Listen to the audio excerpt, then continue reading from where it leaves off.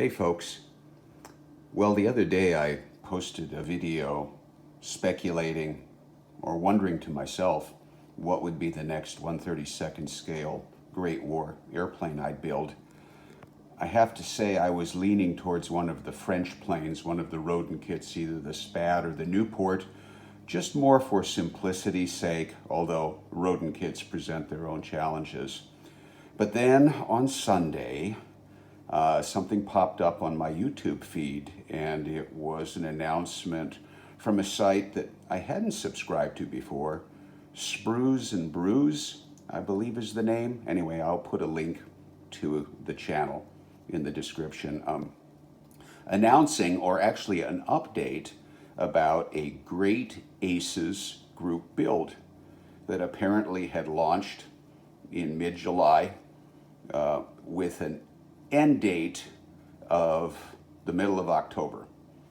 And I wasn't aware of that because I hadn't seen the first announcement, but I started looking at it and I decided to change gears and said, okay, I'm going to try and do this and get the build done now in about 5 or 6 weeks. And I chose the Wingnut wing Sopwith Snipe with William Barker. And the main reason for that was, as often is the case in my decisions, it had the best pilot figure of the bunch, in my opinion, although the Leno Hawker in the Wingnut Wings kit is a close second. But there was no way I was going to get an Airco DH2 done in 5 or 6 weeks, maybe not 5 or 6 months. So just a little bit about William George Barker, or often called Billy Barker. He was from Manitoba, and he joined the Canadian Mounted Rifles in December of 1914. He served in the trenches as a machine gunner until March of 1916, when he transferred to the Royal Flying Corps. He was an observer in 3 different squadrons before being posted for pilot training in November of 1916. He was with 15th Squadron in February 1917, and he was there until he was wounded in August of 1917 and posted to the UK as an instructor, where he was not happy at all. He eventually got posted back to France as a flight commander, and he scored 3 victories in October 1917.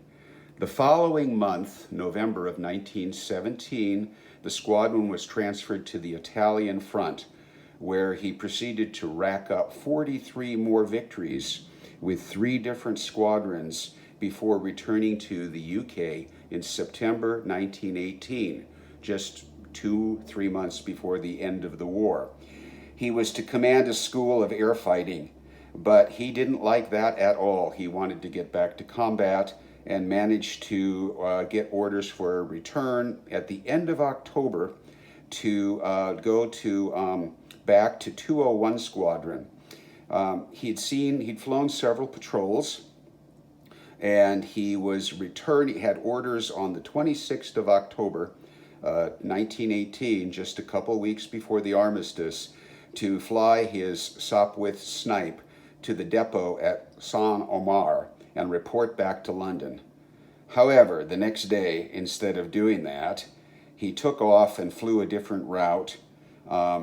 He saw a two-seater, German two-seater, which he decided to attack, but he was jumped by about 15 Fokker D7s. In the ensuing battle, Barker was wounded, he fainted, he regained consciousness, he was wounded again. He managed to shoot down at least 3 of the D7s before crash landing behind Allied lines. His wounds were so severe that he was hospitalized for over 4 months. For this action, which was carried out in full sight of many observers on the ground, Barker was awarded the Victoria Cross, which he received from King George in March 1919 at Buckingham Palace. Barker left the RAF that year, returned to Canada, where he was involved in commercial aviation, tobacco business, and other ventures before he was killed in a flying accident in March 1930. I believe he was Canada's most decorated military veteran or server in the military of the Great War, with innumerable medals in addition to the Victoria Cross. There's an excellent biography of him on YouTube, and if I can find it, I will put the link to that as well. Okay, so Sunday I found out about this, and what do when I start a kit? Yeah, I start with the pilot, and I had primed and zenithal primed the Barker pilot figure that came with the kit. One of the reasons I really love these kits, these Great Aces Wingnut Wings kits, is they come with beautiful figures sculpted by Mike Good, who also does work for Model Seller. And then yesterday was my time to paint Billy Barker, and I am pretty happy. If I do say so myself, and I am, this may be the best pilot figure I've done to date. So at least I know that part's going to go well. Now we'll see what I can do on his plane in the next 6 weeks and to get it done before the deadline. Okay, that's it for today. Everybody have a wonderful day. Thanks so much for watching.